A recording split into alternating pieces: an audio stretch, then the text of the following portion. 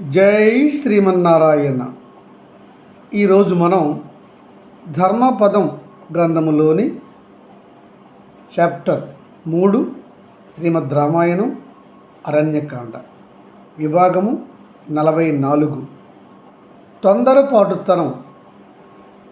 తొందరపాటుతనం ఎంతటి అనర్థాన్ని తెస్తుందో అనే విషయాన్ని వాల్మీకి మహర్షి మనకి శ్రీరాముడు లక్ష్మణస్వామి వారి నుంచి మనకి తెలియజేస్తున్నారు. శ్రీమద్ రామాయణంలో జరిగిన వాస్తవ కథ.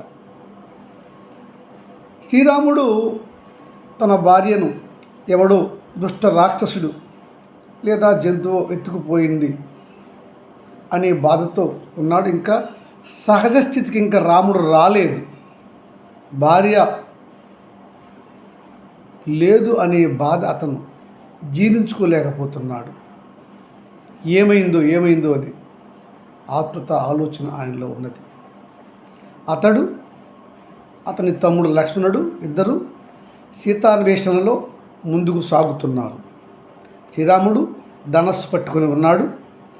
అలాగనే అతని చేతిలో శరము కూడా ఉన్నది. కోదండాన్ని ఎక్కుపెట్టి క్షురం అనే ఒక శరమును చేత సంధించి అలా వెళ్తూ ఉన్నారు, వెతుకుతూ. మార్గ మధ్యంలో వారికి గృధరాజు అంటే జటాయువు ముసలి పక్షి రాజు రక్తము కక్కుతూ కండ్లు తేల్చుతూ నాలిక బయటికి పెట్టి శ్వాస తీయడానికి కష్టంగా ఉండి ఇంకా చనిపోతాడు అన్నట్లుగా ఉన్నాడు ఆ గృధరాజు జటాయువు. నోటి నిండా రక్తం, బయట కూడా రక్తం కారి ఉన్నది. చూశాడు రాముడు ఏ మానసిక స్థితిలో ఉన్నాడు? తన సీతను ఏ దుష్ట రాక్షసుడు ఎత్తుకుపోయాడు, లేక ఏ దుష్ట జంతువు భక్షించిందో అనే బాధతో ఆలోచనలోనే ఉన్నాడు రాముడు. అలా మానవులు ఉండటము ఆ కారణం వల్ల సరి అయినటువంటి ఆలోచన వివేకము ఉండదు అని చెప్పడానికే మనకి ఈ విధంగా రాములు వారు చెప్తున్నారు. లక్ష్మణ, చూసావా, ఈ గృధరాజు మనకు మిత్రుని వలె ఉండాడు. మన తండ్రికి మిత్రుడు కూడా. నేడు ఇతడే నా సీతను భక్షించి ఉంటాడు, అనుమానమే లేదు. చూడు, అతని నోటి నిండా రక్తం ఉన్నది. ఈ ముందు కూడా రక్తం పడి ఉన్నది, అనుమానమే లేదు. నేను ఈ గృధరాజును తక్షణమే నా శరముతో వధింతును అని ముందుకెళ్తాడు. వెళ్ళేసరికి ఆ మాటలు విన్నాడు జటాయువు. ఆయన దైవభక్తుడు, ధర్మం తెలిసినవాడు, ఎవరు ఉన్నత వంశంలో జన్మించినవాడు, గరుత్మంతుల వారికి అన్న కుమారుడు, చాలా ఉత్తముడు. అతను శ్రీరామ, తొందరపడకు, నేను ఎలాగునా జీవించి ఉండను. నేను మరణకాలంలో ఉన్నాను. అమ్మ సీత నాకు ఒక మాట చెప్పినది. ఆ మాట నీకు చెప్పాలనే నేను జీవించి ఉన్నాను. నేను ఇంతవరకు జీవించి ఉన్నానంటే దానికి కారణం అమ్మ సీత వాక్కు బలమే. ఆ వాగ్బలం వల్ల నేను ఎంతసేపు జీవించి ఉన్నాను. మాత సీతే నన్ను ఎంతసేపు బ్రతికించింది. ప్రభు, నీ అర్ధాంగి భూజాత పరమ పావని. ఆ తల్లిని ఒక దుష్ట రాక్షసుడు, పెను రాక్షసుడు వాడి పేరు రావణాసురుడు. అతడు మారువేషములో ముని రూపంలో వచ్చి అమ్మ సీతను మోసగించి తదుపరి రావణాకృతితో అమ్మ సీతను బలవంతంగా ఎత్తుకుపోయాడు. వాడు ఎత్తుకుపోతున్నప్పుడు నేను మార్గంలో చూశాను.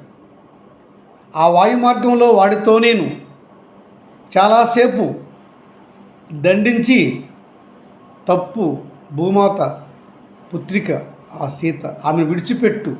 రాముడు ధర్మపరుడు, అతని భార్యను నీవు దొంగిలించుకుపోతున్నావు. అధర్మం నీకు జీవితంపై బతకాలంటే అమ్మను విడిచిపెట్టు అన్నాను. నా మాట వినలేదు వాడు. అప్పుడు నేను వాడితో సర్వ విధాల యుద్ధం చేశాను. నా దగ్గర ఆయుధాలు లేవనుకుంటున్నావు కదా, నా నఖములే నాకు వజ్రాయుధ సమానులు. నా నఖములతో వాడిని చీల్చి చీల్చి చెండాడాను. వాడి యొక్క అస్త్రాలను కూడా నేను తిప్పికొట్టాను. ఇలా చాలాసార్లు చేసి ఆ దుష్ట రాక్షసుడిని కొండపై పడదోశాను. అతని రథాన్ని నేను విరిసివేశాను. ఆ సీతమ్మ ఆ రథంలో విరిగిపోయే రథంలో ఉండగా నేను ఆ రావణాసురుడు ఆ కొండపైన చాలాసేపు యుద్ధం చేశాం. చివరికి నేను వాడితో యుద్ధంలో సరిగా తోగలేకపోయాను. వాడి దగ్గర తపోశక్తితో ఉన్నటువంటి ప్రసాదితమైనటువంటి ఒక ఖడ్గము ఉన్నది. ఆ చంద్రహాసము అనే ఖడ్గంతో వాడు నా రెక్కలను ఖండించి వేశాడు. నేను ఈ భూమిపైన వచ్చి పడిపోయాను. మహాత్మా మాత శ్రీరామ లక్ష్మణ కాపాడండి కాపాడండి అని అరుస్తూనే ఉన్నది తల్లి.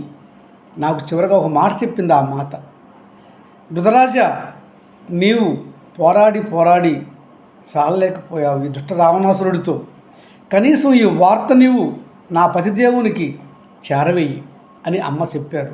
ఆ అమ్మ మాట చెప్పడానికే నీకు ఇంతసేపు బతికి ఉన్నాను రామా. నేను సీతమ్మ వారికి ఎట్టి హాని చేయలేదు. నన్ను నమ్ముము. నేను మీ తండ్రికి మిత్రుడను. నేను ధర్మము తెలిసిన వాడినే అనేసరికి శ్రీరాముడు, అయ్యో ధృతరాజా, నేనెంత పొరపాటు పడి తిని, ఎంత పొరపాటుగా ఆలోచించి తిని అని బాధపడ్డాడు. శ్రీరామచంద్ర, నేడు బాధపడవలసిన అవసరం ఇంకేమీ లేదు. నేనైతే జీవించను. నా కంటికి బంగారు వృక్షాలు కనిపిస్తున్నాయి. సౌవర్ణ వృక్ష దర్శనం నాకు జరిగింది. అంటే చనిపోయే ముందు ఏ జీవికైనా బంగారు వృక్షములు బంగారు పుష్పములు కనిపిస్తాయి. నాకు కనిపిస్తున్నాయి గనుక నేను ఇంక జీవించను స్వామి. గనుక శ్రీరామ, సీతాదేవి జాడ నీకు తప్పక తెలియను. ఆ రావణాసురుడు దుష్టుడు, అధర్మపరుడు, లోకకంటకుడు. ఆ రాముని తప్పక నీవు వధింతువు. సీతమ్మను క్షేమముగా తీసుకొని రాగలుగుతావు, సుఖింతువు. ఎందుకనగా నాకు శాస్త్రము తెలియను. ఏమిటంటే ఆ దుష్ట రావణుడు విందాముహూర్తంలో సీతమ్మ వారిని అపహరించాడు. విందాముహూర్తంలో ఎవరైతే ఇతరుల వస్తువులను, ఇతరుల మనుషులను కానీ జీవులను కానీ అపహరిస్తారో వారికి ప్రాణనష్టం తప్పదు. రెండవది, వారు అపహరించినటువంటి ఆ వస్తువు కానీ ఆ మనుషులు కానీ క్షేమముగా ఎట్టి హాని లేకుండా తిరిగి తన యజమానికి చేరుతాయి. ఇది విందాముహూర్తం యొక్క గొప్పతనం. నాకు శాస్త్రం తెలిసే చెప్తున్నాను రామా, విను. కనుక నీవు ధైర్యముగా సీతాన్వేషణ జరిపించు. సీతమ్మ వారిని నువ్వు బహు చక్కగా తిరిగి స్వీకరించగలవు. ఆ దుష్ట రావణాసురుడు నీ చేతిలో హతము కాగలడు అని చెప్తూ ఆ రామా అంటూ రక్తము కక్కుకొని కండ్లు పైకి తేల్చి ప్రాణములను విడిచిపెట్టాడు ఆ ఉత్తమ గుదరాజు. ఆ జటాయు పక్షి ప్రాణాలు విడిచిపెట్టాడు. అవంతా చూస్తున్నటువంటి లక్ష్మణస్వామి ఏడుస్తున్నాడు. అన్న, ఈ పక్షిరాజు బహు ఉత్తముడు, మనలను స్నేహంతో సేవించేవాడు. ఇతని యొక్క ప్రాణములు ఆ దుష్ట రావణాసురుడు తీశాడు. నా తల్లి సీతమ్మను ఎత్తుకుపోయాడు అని బాధపడుతూ ఉన్నాడు లక్ష్మణస్వామి. అంటాడు రాముడు, లక్ష్మణ, మానవునికి నిజము తెలిసేలాగా అసత్యము ఎంతటిగా తలవు పెట్టునో నేడు నాకు పూర్తిగా అర్థమైంది. చూడు, నా మనస్సు నాలో సరిగ్గా లేదు. నా భార్య సీతను ఎవరో ఎత్తుకుపోయారు అనే బాధతో ఇంకా నేను మనస్సును సరిగ్గా సహజ స్థితికి తెచ్చుకోలేకపోయాను. ఈ బాధలో నేను ఈ గృధరాజును అనుమానించాను. ఈ గృధరాజు యొక్క నోటిలో రక్తము, బయట రక్తము చూసి నా సీతకు వీడే హాని చేశాడు అని పొరపాటు పడ్డాను. పరమ ధార్మికుడు, ఉత్తముడు ఈ మహాత్ముడు, నా తండ్రికి మిత్రుడు. ఇట్లాంటి వాణ్ణి మనం అనుమానించాం. నేను అనుమానించాను లక్ష్మణ. చూసావా, నిజం తెలిసేలాగా అసత్యం ఎంత పనిచేస్తుందో అని రాముడు బాధపడుతున్నాడు. లక్ష్మణ, నీకు తెలుసు కదా, ఈ జటాయువు ధార్మికుడు. ఎవరి సంతానము? ఉత్తముల సంతానము. మహాత్ముడైనటువంటి ఋషి కశ్యపునికి, వినతకు జన్మించినటువంటి అనూరుడు యొక్క రెండవ కొడుకు. బహు ఉత్తముడు ఈ జటాయువు అని చెప్పుకొచ్చాడు శ్రీరాముడు. జై శ్రీమన్నారాయణ.